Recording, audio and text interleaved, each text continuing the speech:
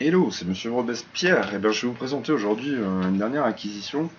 C'est un petit clavier, donc contrôleur expressif, hein, de la norme MPE.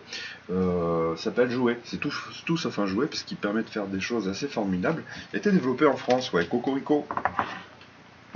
Donc c'est quoi ces claviers expressifs? Et ben le principe c'est que sur chaque touche on va pouvoir assigner donc des modulations, des filtres, mais sur chaque touche et sur son axe X, Y et Z. Donc X on va pas mettre par défaut en général c'est le vibrato, Y on peut mettre un filtre, un LFO par exemple.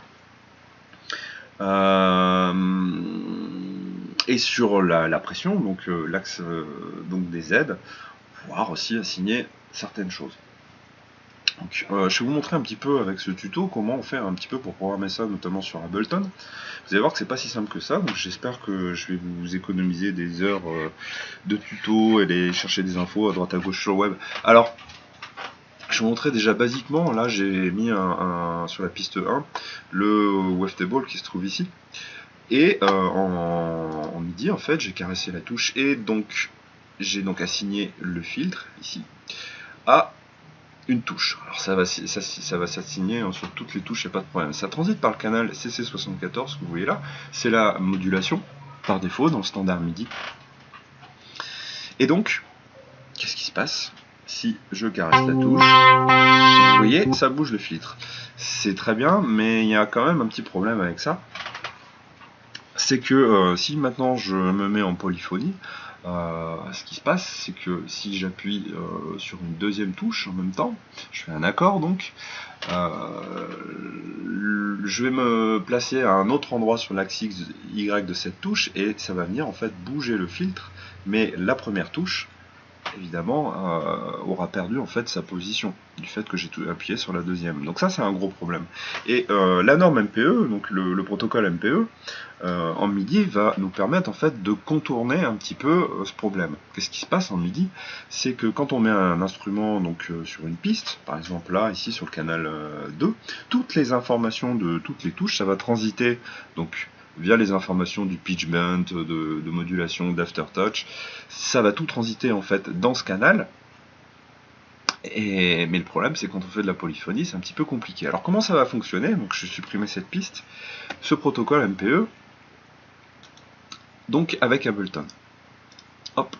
Donc là j'ai une piste MIDI, donc avec un patch Reactor que j'ai mis.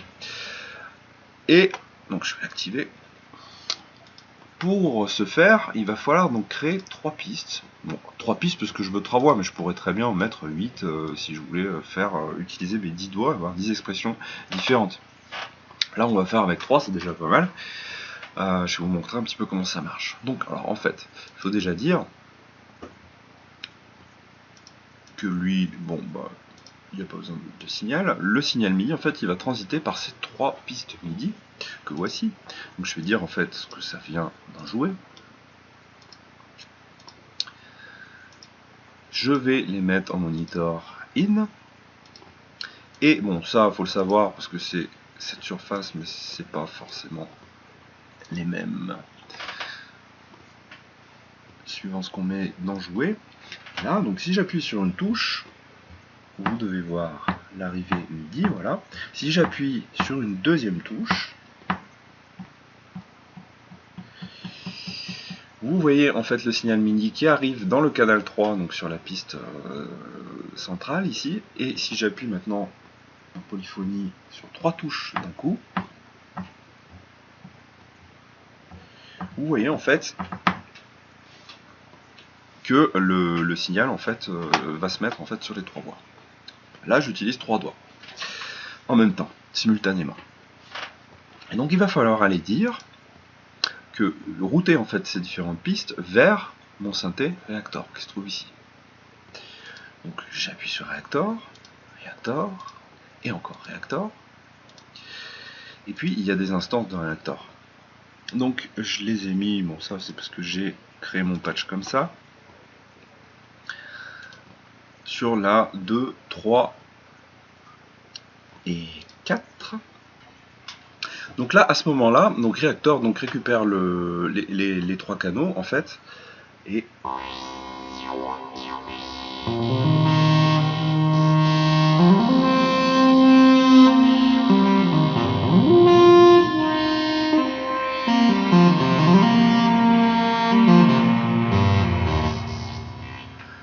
donc là, on a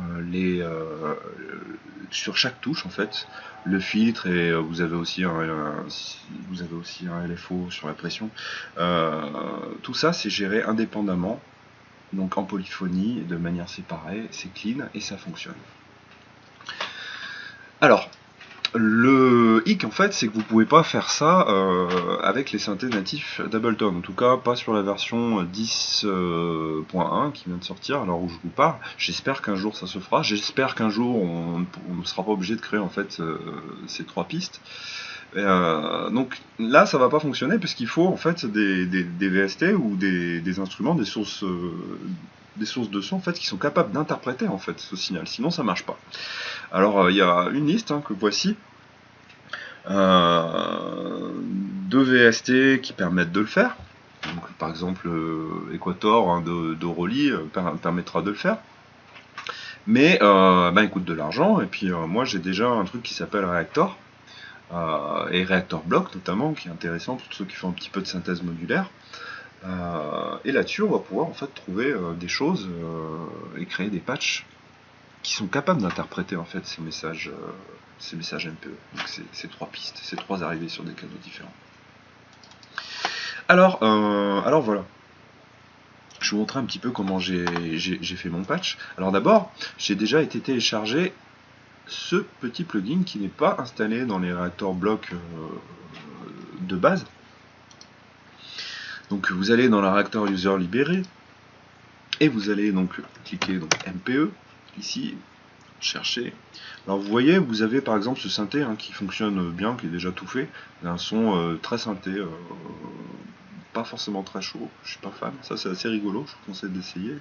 Le MPE Prism, vous pourrez déjà faire des choses. Moi ce qui m'intéresse en fait ici, ce que j'ai fait, c'est que j'ai créé un patch en utilisant en fait celui-là, le Notin MPE Block, et donc j'ai créé un patch. Comment j'ai créé le patch ? C'est ça que je vais un petit peu vous montrer. Bon, je vais pas refaire tout le patch parce que ce serait peut-être un petit peu long. Ça se présente comme ça. J'ai trois oscillateurs. Donc en fait, les arrivées, elles sont là. Donc, vous voyez, vous avez toute la liste. Vous avez autant de... Donc voilà, vous avez pitch 1, get 1, note 1. Et ça se répète. Après pitch 2, 1, pitch 3, 4, 5, 6, et ainsi de suite.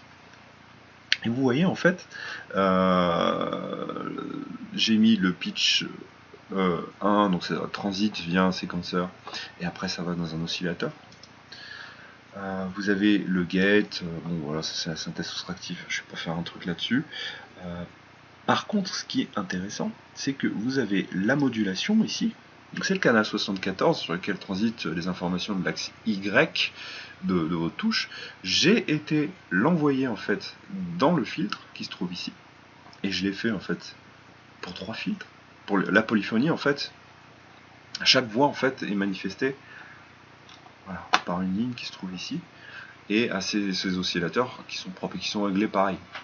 Okay, et donc vous voyez que la modulation est réglée sur le A de chaque filtre, et donc après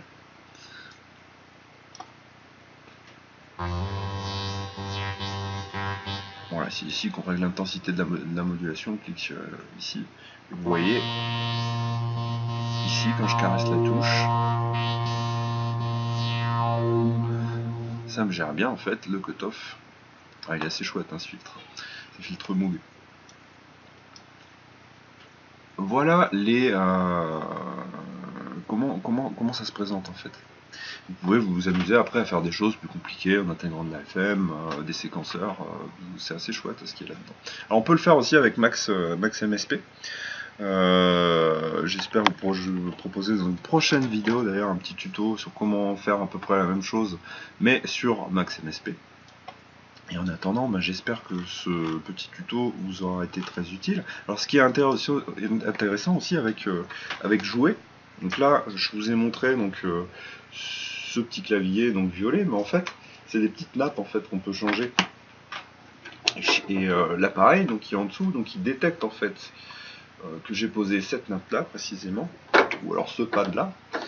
Et puis, ben, c'est attribué en fait sur un canal qui lui est propre. Donc, dans Ableton, si on veut créer par exemple un drum pad, donc on va créer une piste de batterie, puis on va dire qu'en fait la piste de batterie, ben, c'est sur le canal 1, parce que c'est assigné comme ça nativement. Et automatiquement, eh ben, il va repérer en fait le pad et il va nous le jouer automatiquement sans avoir à faire un clic de souris. Et ça c'est assez chouette d'en jouer, je trouve ça le principe assez ludique, assez intéressant. Voilà. Et ben j'espère que ce tuto vous aura été utile. Vous pouvez écouter la petite démo que j'ai faite. Voilà, bon, j'ai pas encore tout à fait pris en main le produit, mais ça va venir. Ça se travaille. Allez, ciao ciao.